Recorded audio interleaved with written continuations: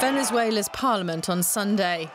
Amid extraordinary scenes, lawmaker Luis Parra is sworn in as new parliamentary president. Juan Guaido knew, as we all did, that he needed to be here. No one stopped him from coming in. He didn't have enough votes. That's why he decided to stay outside the parliamentary palace. Guaido and his supporters could clearly not get in.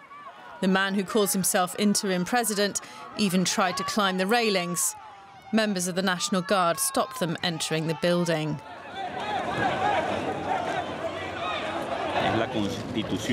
The Constitution has to be respected today. Every member of Parliament must have the right to vote. We're going to stay here until we get inside. He and his supporters outside were completely cut off from what was happening inside, but they were sure any vote without them would not be valid. There was no way the necessary number of people were in there, and they would have never had a majority. Parliamentarians were held back by force. That prevented the sitting even being properly opened. The position of parliamentary president is significant. A year ago, Guaido declared himself interim president of the country. He cited doubts over the re-election of President Nicolas Maduro. The Constitution says where there is a power vacuum, the parliamentary president should take over. Guaido's declared mission? To end Maduro's reign and hold new elections. But he's failed to get the military's backing, leaving the country with two supposed presidents and in chaos. Maduro recently said that the opposition-dominated parliament, which backs Guaido, had only damaged the country. Parliament is being abused as a place where conspirators work to damage Venezuela financially, to create a coup and enable a foreign military invasion. Now Guaido is also talking about a coup against parliamentary democracy. Today, the rule of law was wrecked. The republic was killed. The question of who is president is just the first of many that urgently needs an answer. For more on this, we're joined by correspondent Oscar Schlenker in Venezuela's capital, Caracas. Hi, Oscar. Juan Guaido has said for a long time now that he is Venezuela's interim president because he leads the National Assembly. This is a claim recognised by dozens of countries, but now he doesn't lead the Congress anymore. So where does this leave him and his movement? Well, actually, they've reassembled in an abandoned newspaper here in Venezuela to conduct the election of the parliament, and he has been re-elected as president of the National Assembly.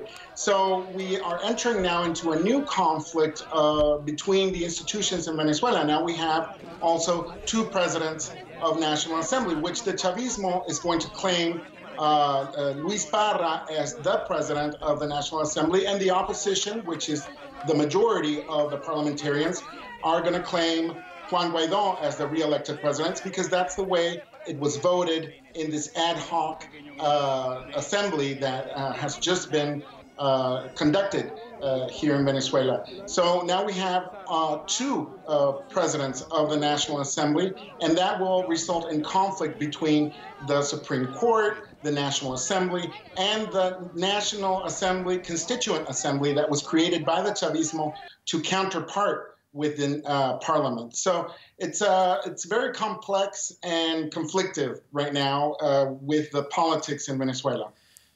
So if there are two National Assembly leaders, what's the next step? I mean, clearly this is not a tenable situation. Well, definitely. Well, we've been with two presidents of the nation, an interim and one that is acting president, which is Nicolas Maduro. And that has just deepened the conflict of politicians here in Venezuela. It definitely is complex, but the Constitution sustains that, and the parliamentarians sustain that Juan Guaido is the legitimate president, and they denounce Nicolas Maduro as a usurper of the presidency. And that will continue on throughout this year. We will see more persecution from the state, from Nicolas Maduro's government against opposition leaders. We have opposition parliamentarians that are in prison. We have parliamentarians that are in exile. and we have some that are hidden because they are threatened to go to jail. So we will see more of that persecution as this conflict escalates. Our correspondent Oscar Schlenker in Caracas. Thank you, Oscar.